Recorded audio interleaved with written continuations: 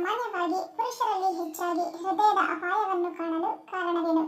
Options: A ಒತ್ತಡ, B ಅತಿಯಾದ ಯೋಚನೆ, ಸಿ ದಣಿವು, ಡಿ ಧೂಮಪಾನ.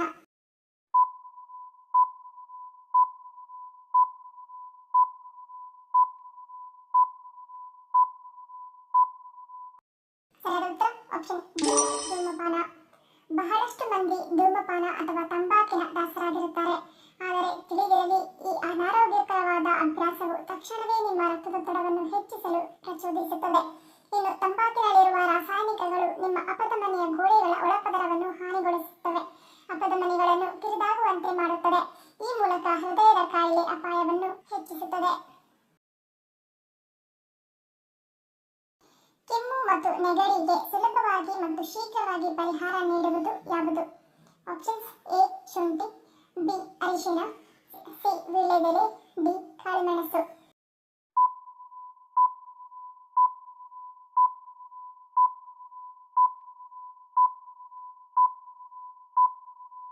ಸರಿಯಾದ ಉತ್ತರ ಆಪ್ಷನ್ ಬಿ ಕಾಳುಮೆಣಸು. ಬ್ಯಾಕ್ಟೀರಿಯಾ ವಿರುದ್ಧ ಹೋರಾಡುವ ಗುಣ ಇದರಲ್ಲಿರುವುದರಿಂದ ಕೆಮ್ಮು ಮತ್ತು ನೆಗಡಿಗೆ ಕಾಳುಮೆಣಸು ಪರಿಹಾರ ನೀಡುತ್ತದೆ. ಇದರ ಬಿಸಿ ಮತ್ತು ಖಾರದ ಗುಣ ಕಟ್ಟಿದ ಮೂಗನ್ನು ಕೂಡ ಸರಿಯಾಗಿಸುತ್ತದೆ. ರಸ ಮತ್ತು ಸೂಪ್ಗಳ ಮೇಲೆ ಕಾಳುಮೆಣಸಿನ ಪುಡಿ ಸಿಂಪಡಿಸಿ ಬಳಸುವುದರಿಂದ ಕೆಮ್ಮು ಮತ್ತು ನೆಗಡಿ ಕಡಿಮೆಯಾಗುತ್ತದೆ ಮತ್ತು ಇದು ಉಸಿರಾಟವನ್ನು ಸರಾಗವಾಗಿಸುತ್ತದೆ. ಕಾಳುಮೆಣಸು ರುಚಿ ಹೆಚ್ಚಿಸಲು ಮತ್ತು ಜೀರ್ಣಕ್ರಿಯೆಯನ್ನು ಸುಗಮವಾಗಿಸಲು ಇದು ಸಹಕಾರಿಯಾಗಿದೆ. ಯಾವುದನ್ನು ಸೇವಿಸುವುದರಿಂದ ಕರುಳಿನ ಸೋಂಕಿನಿಂದ ಹಿಡಿದು ಕರುಳಿನ ಕ್ಯಾನ್ಸರ್ನ ತನಕ ಕರುಳಿಗೆ ಯಾವುದೇ ರೀತಿಯ ಹಾನಿಯಾಗದಂತೆ ನೋಡಿಕೊಳ್ಳುತ್ತದೆ? ಆಪ್ಷನ್ಸ್: ಎ ಜಾಯಿಕಾಯಿ, ಬಿ ಕಾಶಿ ಸೊಪ್ಪು, ಸಿ ಬೇಲದ ಹಣ್ಣು, ಡಿ ಜೀರಿಗೆ.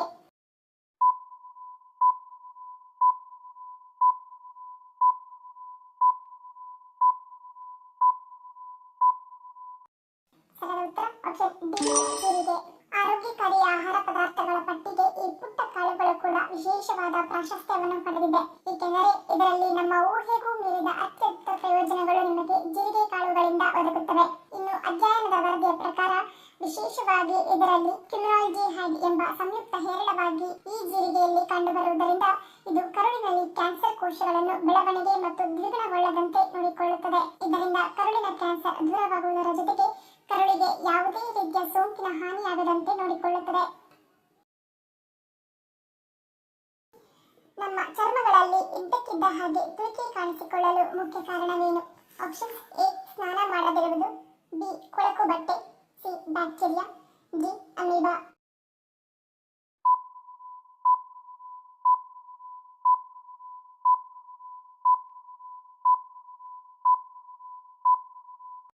ಸರಿಯಾದ ಉತ್ತರ ಆಪ್ಷನ್ ಬ್ಯಾಕ್ಟೀರಿಯಾ.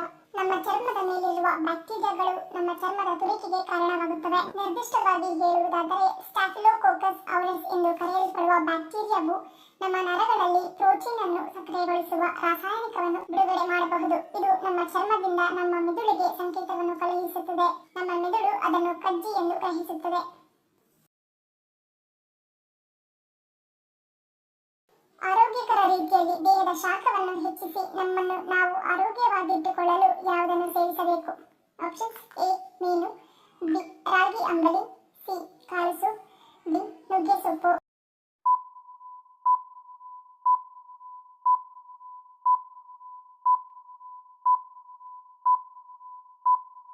ಉತ್ತರ ಆಪ್ಷನ್ ಡಿ ನುಗ್ಗೆ ಸೊಪ್ಪು.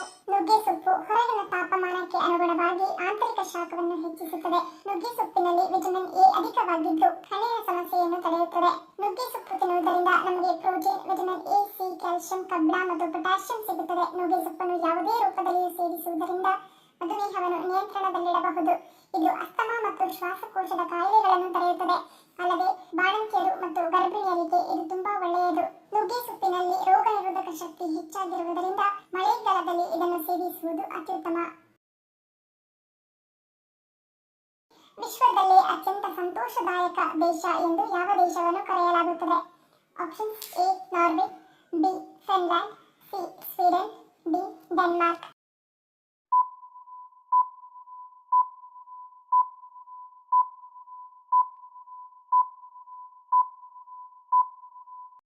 ಸರಿಯಾದ ಉತ್ತರ ಆಪ್ಷನ್ ಬಿ ಫಿನ್ಲ್ಯಾಂಡ್. ವಿಶ್ವದ ಅತ್ಯಂತ ಸಂತೋಷದಾಯಕ ದೇಶಗಳ ಪಟ್ಟಿಯಲ್ಲಿ ಫಿನ್ಲ್ಯಾಂಡ್ ಮೊದಲನೇ ಸ್ಥಾನದಲ್ಲಿದೆ. ವಿಶ್ವದ ಅತ್ಯಂತ ಅಭಿವೃದ್ಧಿ ಹೊಂದಿದ ದೇಶಗಳಲ್ಲಿ ಒಂದಾಗಿದೆ. ಪ್ರತಿಯೊಬ್ಬ ನಾಗರಿಕನಿಗೆ ಆರ್ಥಿಕ ಭದ್ರತೆ, ಭತ್ಯೆಗಳ ಜೊತೆಗೆ ಅನೇಕ ಹಕ್ಕುಗಳು ಮತ್ತು ಸೌಲಭ್ಯಗಳು, ಈ ಎಲ್ಲಾ ಜವಾಬ್ದಾರಿಯನ್ನು ಸರ್ಕಾರ ತೆಗೆದುಕೊಳ್ಳುತ್ತದೆ. ಆದರೂ ಇಲ್ಲಿನ ಜನರ ಆದಾಯ ಸಾಕಷ್ಟು ಹೆಚ್ಚಿದೆ. ಈ ಕಾರಣಗಳಿಂದ ಫಿನ್ಲ್ಯಾಂಡ್ ವಿಶ್ವದಲ್ಲೇ ಸಂತೋಷದಾಯಕ ದೇಶ ಎಂಬ ಹೆಸರನ್ನು ಪಡೆದಿದೆ. ತುಳಸಿ ಗಿಡಗಳಿಗೆ ಕತ್ತಿಯು ಯಾವುದನ್ನು ಅರ್ಪಿಸಬಾರದು? ಆಪ್ಷನ್ಸ್: ಎ ದಾತುರ ಹೂವು, ಬಿ ಹಾಲು, ಸಿ ಎಳ್ಳೆಣ್ಣೆ ದೀಪ, ಡಿ ಮೇಲಿನ ಎಲ್ಲವೂ.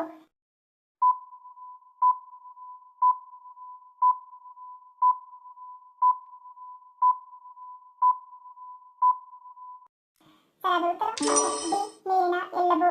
ತುಳಸಿ ಗಿಡಕ್ಕೆ ಬಿಲ್ವಪತ್ರೆ, ಎಕ್ಕದ ಹೂವು ಅಥವಾ ದಾತುರ ಹೂವನ್ನು ಅರ್ಪಿಸಬಾರದು. ತುಳಸಿ ಗಿಡಕ್ಕೆ ಹಾಲು ಬೆರೆಸಿದ ನೀರನ್ನು ಎಂದಿಗೂ ಸುರಿಯಬಾರದು. ಎಳ್ಳೆಣ್ಣೆ ದೀಪವನ್ನು ಹಚ್ಚಬಾರದು. ಕಪ್ಪು ವಸ್ತುಗಳು ಮತ್ತು ಕಪ್ಪು ಕಾಡಿಗೆ ಇವುಗಳನ್ನು ಅರ್ಪಿಸಬಾರದು. ಹಾಗೆಯೇ ತುಳಸಿ ಗಿಡಕ್ಕೆ ಕಬ್ಬಿನ ರಸವನ್ನು ಅರ್ಪಿಸಬಾರದು. ಇವುಗಳಲ್ಲಿ ಯಾವುದನ್ನಾದರೂ ತುಳಸಿ ಗಿಡಕ್ಕೆ ಅರ್ಪಿಸಿದ್ದಲ್ಲಿ ದಾರಿದ್ರ್ಯ ಆವರಿಸುತ್ತದೆ ಅಥವಾ ದಾರಿದ್ರ್ಯ ಬರುತ್ತದೆ ಎಂದು ಹೇಳಲಾಗುತ್ತದೆ. ಒಣ ಕೆಮ್ಮಿನಿಂದ ಪರಿಹಾರವನ್ನು ಪಡೆಯಲು ಯಾವುದನ್ನು ಸೇವಿಸಬೇಕು? ಆಪ್ಷನ್ಸ್: ಎ ಸೋಂಪು, ಬಿ ಅರಿಶಿಣದ ಹಾಲು, ಸಿ ಶುಂಠಿ ಕಷಾಯ, ಡಿ ಒಣ ದ್ರಾಕ್ಷಿ.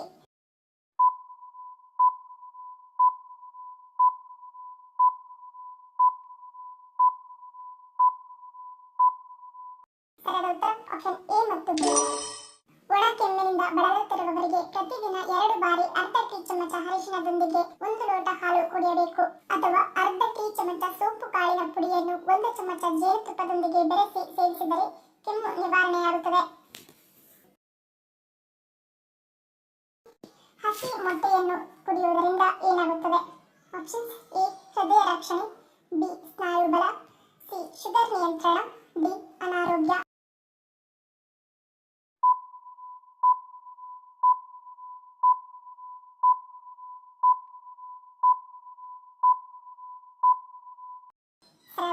ಆಪ್ಷನ್ ಎ ಹೃದಯ ರಕ್ಷಣೆ. ಹಸಿ ಮೊಟ್ಟೆಗಳು ಪ್ರೋಟೀನ್ ಮತ್ತು ಇತರ ಸೂಕ್ಷ್ಮವಾದ ಪೋಷಕಾಂಶಗಳಿಂದ ತುಂಬಿದೆ.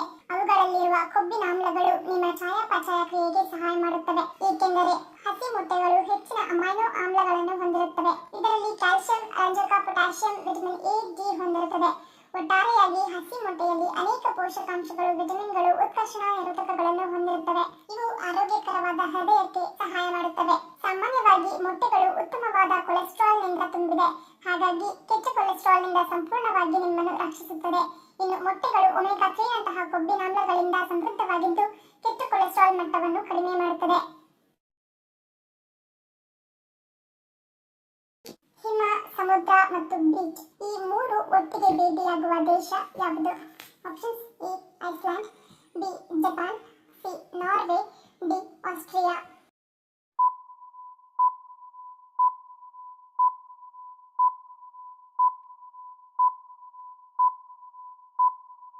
ಸರಿಯಾದ ಉತ್ತರ ಆಪ್ಷನ್ ಬಿ ಜಪಾನ್. ಜಪಾನಿನ ಹೋಕಾಯ್ಡೋ ಎಂದು ಕರೆಯಲ್ಪಡುವ ಸ್ಥಳದಲ್ಲಿ ಹಿಮ, ಬೀಚ್ ಮತ್ತು ಸಮುದ್ರ, ಈ 3 ಒಟ್ಟಿಗೆ ಭೇಟಿಯಾಗುತ್ತವೆ. ಧನ್ಯವಾದಗಳು. ನಿಮ್ಮ ಪ್ರೀತಿಯ ಲೈಕ್ ಕೊಟ್ಟು ಪ್ರೋತ್ಸಾಹಿಸಿ. ಇನ್ನು ಹೆಚ್ಚಿನ ಮಾಹಿತಿಗೆ ನಮ್ಮ ಚಾನೆಲ್ ಸಬ್ಸ್ಕ್ರೈಬ್ ಮಾಡಿ, ಪಕ್ಕದಲ್ಲಿರುವ ಬೆಲ್ ಬಟನ್ ಕ್ಲಿಕ್ ಮಾಡಿ. ಇನ್ನೊಂದು ಇಂಟ್ರೆಸ್ಟಿಂಗ್ ಪ್ರಶ್ನೆಗಳೊಂದಿಗೆ ಸಿಗ್ತೀನಿ. Love you all, take care.